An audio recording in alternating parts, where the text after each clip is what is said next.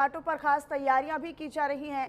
तो वहीं लखनऊ में गोमती नगर के कुड़िया घाट पर गंदगी का अंबार लगा हुआ नजर आया। जगह जगह पर कूड़े का ढेर लगा है। हमारे सहयोगी अरसलान समती ने गोमती नदी के कुड़िया घाट से एक रिपोर्ट तैयार की है, वो आपको दिखा देते हैं।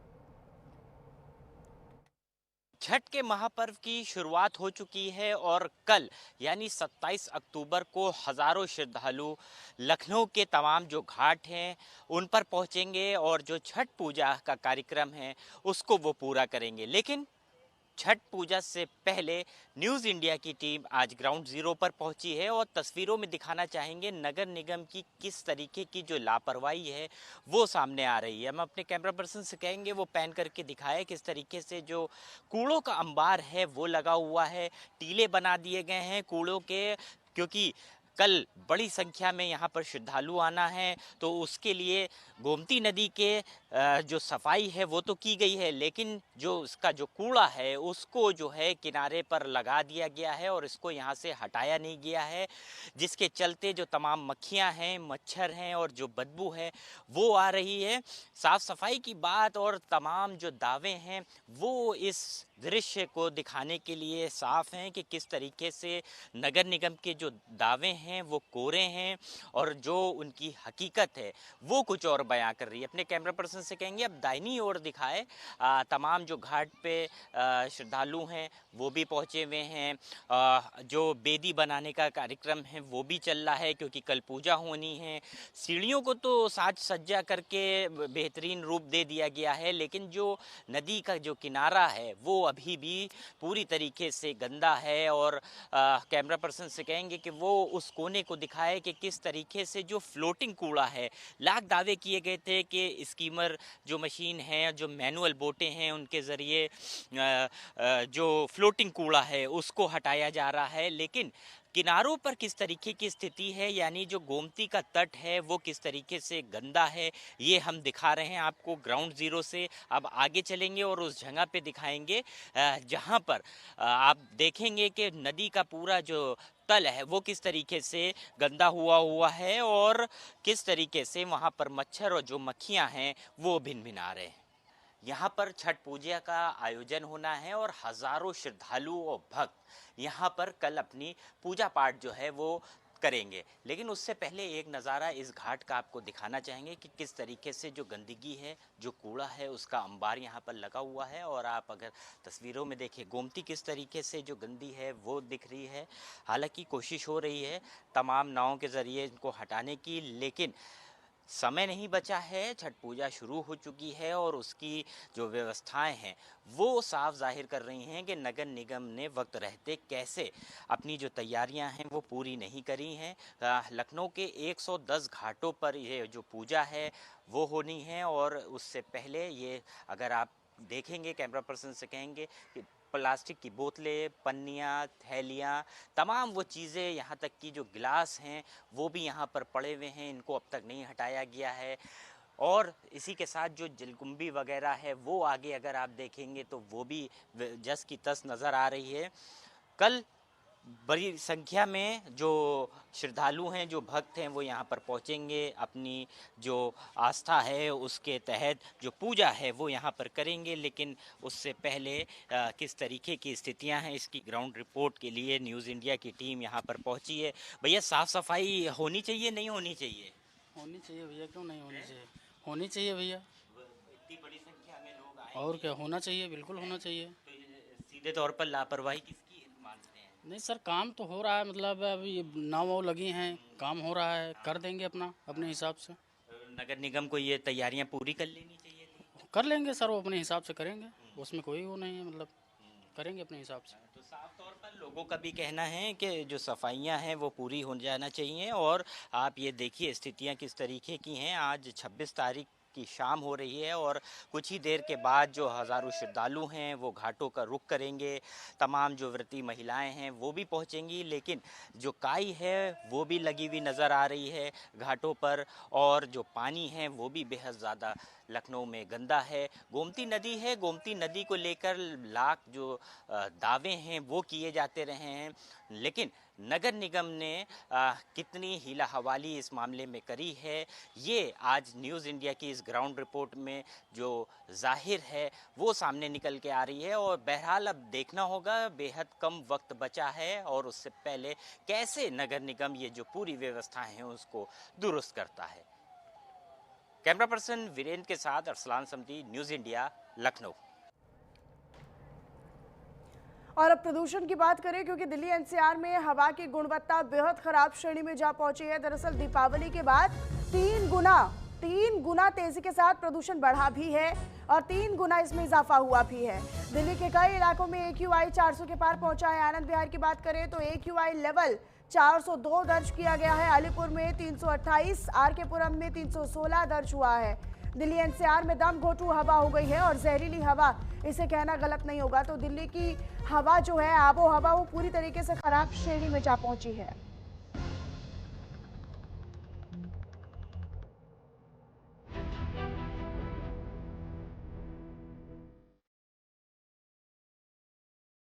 आंखों में जलन, सांसों में घुटन, नजर और मंजर के बीच धुंध ही धुंध और सूरज का चेहरा धुंध की चादर के पीछे छिपा हुआ। ये दिल्ली एनसीआर का हाल है बयां, जहां पर स्थिति बेहद गंभीर बनी हुई है। घरों से बाहर निकलना मुश्किल हो चुका है। आसमान को प्रदूषण की चादर ने ढक लिया है। इस हफ्ते दिल्ली एनसीआर का वायु गुणवत्ता सूचकांक यानी कि AQI 400 के ऊपर पहुंच गया है। दिल्ली में AQI लेवल 400 के पार पहुंचा, जो कि बेहद गंभीर श्रेणी में आता है। हवा हर सांस के साथ शरीर को नुकसान पहुंचा रही है। ना सिगरेट पिए ही एक व्यक्ति लगभग 40 से 50 सिगरेट के बराबर धुआं अपने फेफड़ों तक पहुंचा रहा है। साथ ही स्वास्थ्य से जुड़ी हुई समस्याएं भी लोगों को परेशान किए हुए हैं। दिल्ली की हवा में मौजूद कण न सिर्फ फेफड़ों को बल्कि दिल और दिमाग को भी प्रभावित करते हैं। प्रदूषण के जरिए पटाखों की गूंज आज भी सुनाई देती है। ज्यादातर इलाकों का AQI बीते कई दिन से चिंताजनक श्रेणी में बना हुआ है। दिल्ली दुनिया का सबसे प्रदूषित शहर बन चुका है। यहाँ का PM 2.5 विश्व स्वास्थ्य संगठन यानी कि WHO के मानक से 20 गुना ज्यादा है।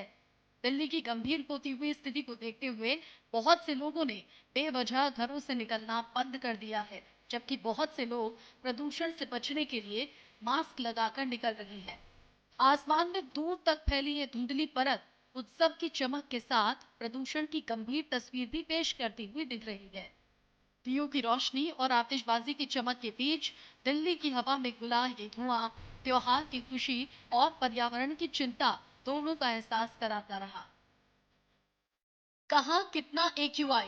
आनंद विहार 403, शादीपुर 306, ITO 316, RK पुरम 315, पंजाबी बाग 313, नॉर्थ कैंपस 303, नेहरू नगर 314, पटपरगंज 324, अशोक विहार 322, सोनिया विहार 306, जहांगीरपुरी 350, रोहिणी 319, विवेक विहार 346, वजीरपुर 337, पवाना 348, दिलशाद गार्डन 307, बुराड़ी 335, नोएडा 264, गाजियाबाद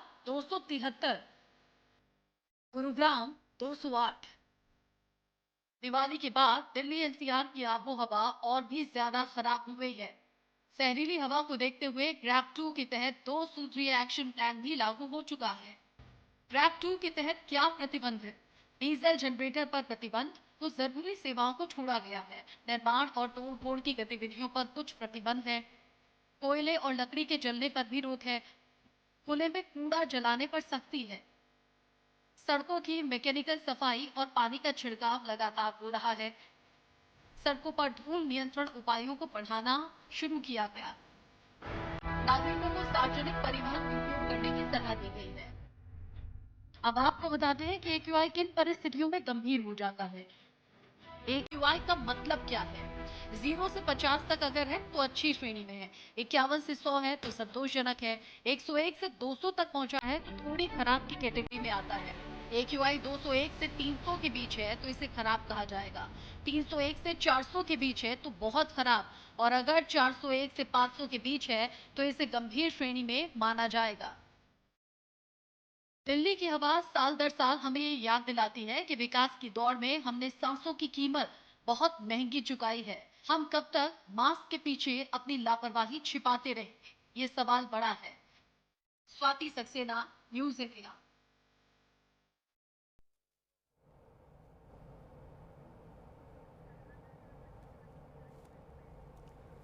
तो दिल्ली की आबो हवा जो है वो बेहद प्रदूषित हो गई है और निश्चित तौर पर ये बड़ा सवाल है कि विकास की रफ्तार में कहीं ना कहीं हम अब अपने आसपास की हवा को और जहरीला बना रहे हैं। लेकिन दीपावली के बाद ये कोई नई बात नहीं है, ये कोई पहली दफ़ा नहीं है जब इस तरह की प्रदूषित हवा का सामना अब लोगों को करना पड़ रहा है, या इसी दम घोटू हवा में लोगों को अपने सारे काम करने पड़ रहे हो। चाहे वो अगर हम मॉर्निंग वॉक की बात करते हैं, बुजुर्गों को अक्सर ये एडवाइस दी जाती है कि आप सुबह उठकर सैर कीजिए, सुबह उठकर आप बाहर जाइए, लेकिन अब वो भी 2 बार सोचेंगे। आंचल यादव मेरे साथ मेरे सहयोगी जुड़ चुके हैं इसी पर अधिक जानकारी के साथ, अपडेट के साथ। आंचल, फिलहाल AQI आनंद विहार या दिल्ली NCR के अलग अलग इलाकों में बहुत ज़्यादा खतरनाक हो गया है। ये समझ लिया जाए कि आने वाले समय में ये और ज़्यादा खतरनाक होगा और ज़्यादा चिंताजनक। बिल्कुल, देखिए दिवाली के बाद से जो AQI लेवल है दिल्ली NCR का वो लगातार बढ़ा है और दिल्ली NCR में एक धुंध की चादर जो है वो हमेशा छाई रहती है। और मेरे पीछे भी देखिए आप देख पा रहे होंगे कि आपको एक धुंध जो है वो नज़र आ रही होगी, और ये धुंध जो है इसी वजह से है क्योंकि प्रदूषण जो है वो लगातार बढ़ रहा है और बढ़ते प्रदूषण की वजह से ही देखिए लोगों को काफ़ी दिक्कतों का सामना करना पड़ रहा है। जैसा कि देखिए सर्वे बता रहे हैं, या यूँ कहें देखिए जो AQI लेवल है वो लगातार जो है कई जगह 300 पार रहता है और कई जगह जो है 400 पार रहता है, जो कि खतरे की घंटी के बिल्कुल नज़दीक वाला है। और ऐसे में इस पूरे प्रदूषण को लेकर AI और दूसरी तरफ सेंसर से निगरानी की बात जो है वो कही जा रही है। इसके अलावा जो IIT कानपुर है उसके ज़रिए भी मॉनिटरिंग की प्लानिंग जो है वो बनाई जा रही है, यानी कि प्रदूषण पर कैसे रोकथाम लगाई जाए इसको लेकर जो है राज्य सरकारें काफ़ी अलर्ट मोड पर नजर रही। चाहे हम उत्तर प्रदेश की बात करें या फिर देखिए हम दिल्ली की बात करें, क्योंकि ये यूपी के भी कई ऐसे ज़िले हैं जो कि NCR का हिस्सा है। चाहे गाज़ियाबाद की हम बात करें या फिर देखिए हम गौतम बुद्ध नगर की बात करें, इसके अलावा आप हरियाणा चले जाएंगे तो फरीदाबाद, गुड़गांव, ये भी देखिए NCR का हिस्सा है। तो ऐसे में कहा जा सकता है कि आसपास दिल्ली का जो NCR का हिस्सा है वो कहीं ना कहीं देखिए प्रदूषण से काफ़ी ज़्यादा पीड़ित है। और ऐसे में 29 अक्टूबर का इंतज़ार है जब आर्टिफिशियल बारिश कराने की बात कही जा रही है, उसके बाद शायद थोड़ी सी राहत की सांस दिल्ली NCR वासियों को मिलेगी। जी, लेकिन अगर हम अभी बात करते हैं तो ग्रैप 2 के नियम पहले से ही लागू हैं। जैसे ही 300 के पार हुआ था एयर क्वालिटी इंडेक्स का लेवल, तभी ग्रैप 2 के नियम लागू कर दिए गए थे। अब ये समझा जाए कि कृत्रिम बारिश, आर्टिफिशियल बारिश तो अलग बात, लेकिन क्या उससे पहले ग्रैप 3 और 4 के नियम भी लागू हो सकते हैं इतनी जहरीली हवा में? क्या इस कगार पर पहुंच चुके हैं दिल्ली NCR के आसपास के लोग?